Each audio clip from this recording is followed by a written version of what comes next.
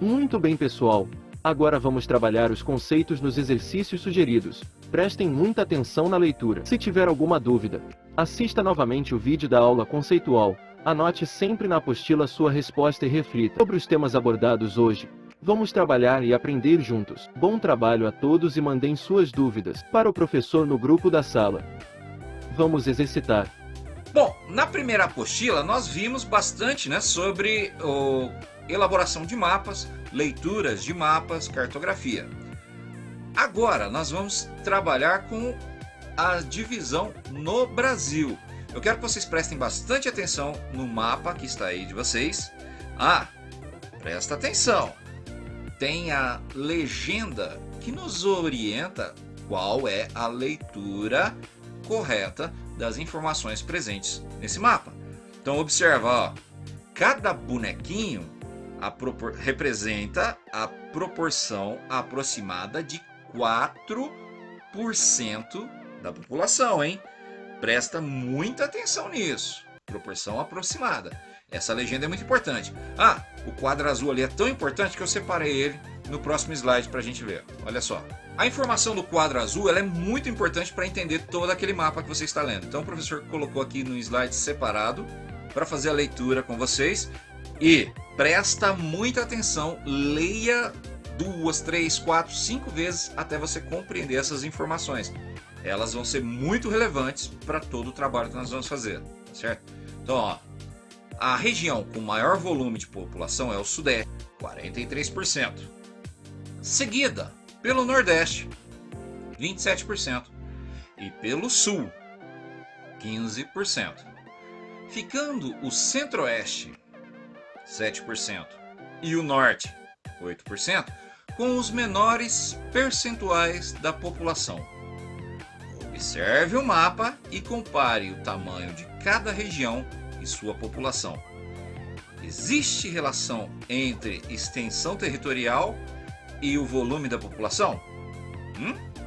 Vamos então para as questões. Letra A. Não se esqueça, leia com bastante cuidado e não confie só na leitura do professor, hein? Antes de responder, faça a sua própria leitura da atividade. Letra A. A população está distribuída de forma irregular, não é mesmo? Algumas regiões têm mais habitantes. Qual é a região do Brasil que apresenta o maior número de habitantes? Letra B. Quais estados que compõem a região menos habitada do nosso país? Registre no espaço abaixo. Na atividade 2, vocês vão preencher essa tabela para o professor. Observa no mapa que as informações que você vai precisar está presente lá no mapa. Você vai trazer aqui para preencher a tabela. Quantidade de boneco e porcentagem da população, certo? Então olha só, atividade 2. No mapa, cada boneco representa 4% da população brasileira. Qual o percentual de população de cada região? Não se esqueça, cada boneco equivale a 4%. Então você vai preencher essas colunas que estão em branco aqui na nossa apostila com as informações do mapa. Perfeito? Vamos em frente então. Pessoal, mais uma vez você vai dar a sua opinião sobre um assunto.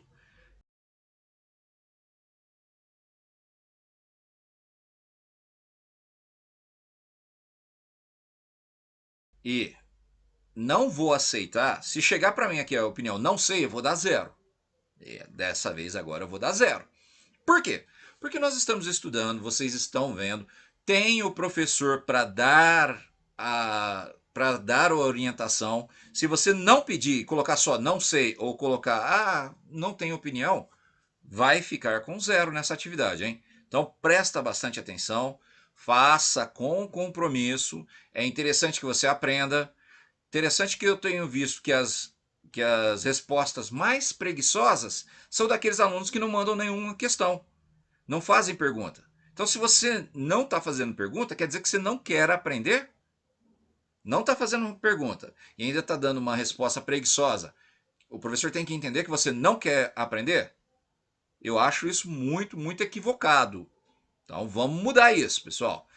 Não quero ver Essa foi a nossa primeira apostila. Agora está sendo a nossa primeira atividade complementar. Então, assim, não vou aceitar educando que seja aluno, aquele cara preguiçoso que não quer aprender.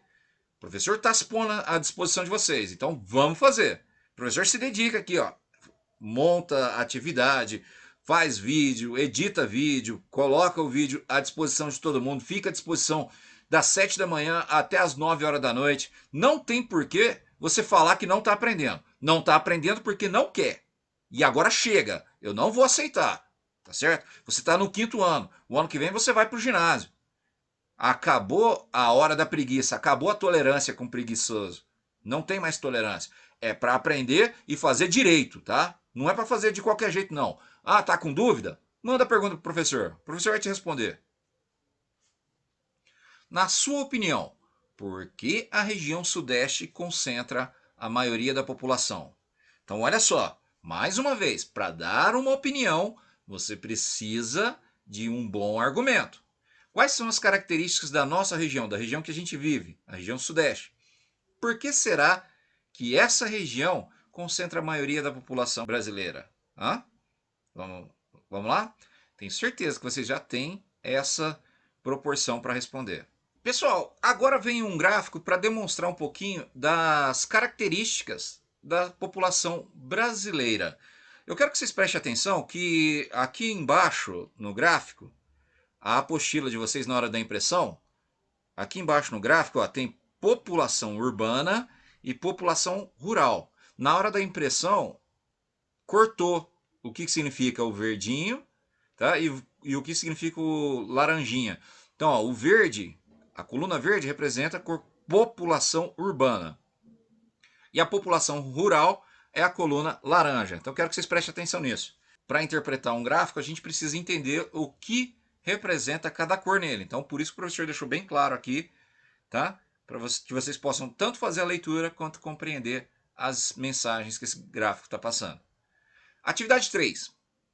Além da distribuição entre as diversas regiões do nosso país, há também a distribuição entre campo e cidade, ou seja, zona rural e zona urbana.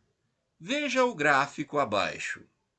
O gráfico da população residente por situação de domicílio.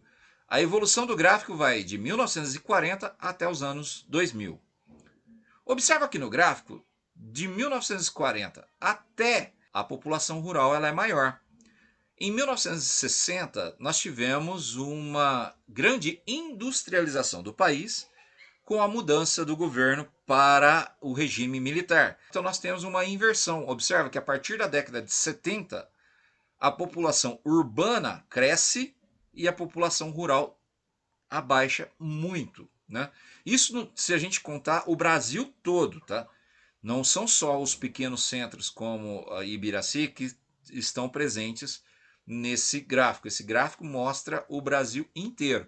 E a realidade do Brasil foi essa. Nós partimos do começo do século XX de uma nação extremamente rural para ali na segunda metade dele, a partir dos anos 60, 70, 80 até os anos 2000, para uma concentração da nossa população na zona urbana.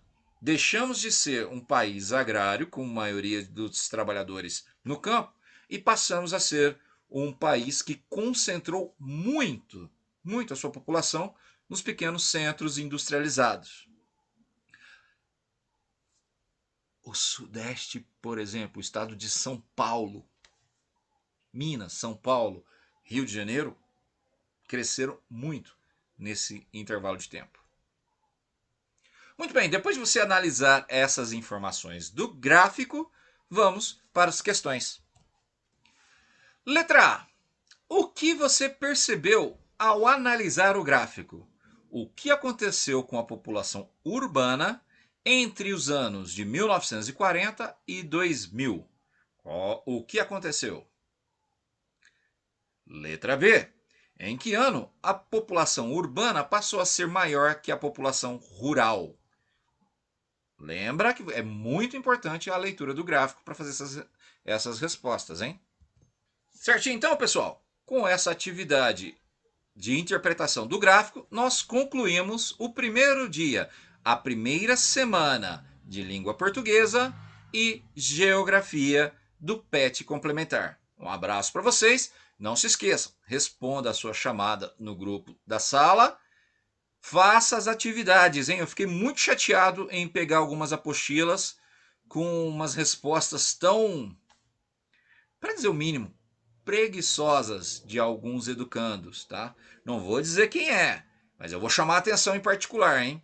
Não é para, eu não tenho costume de deixar aluno folgado. Não, nunca tive nenhum aluno folgado na minha turma.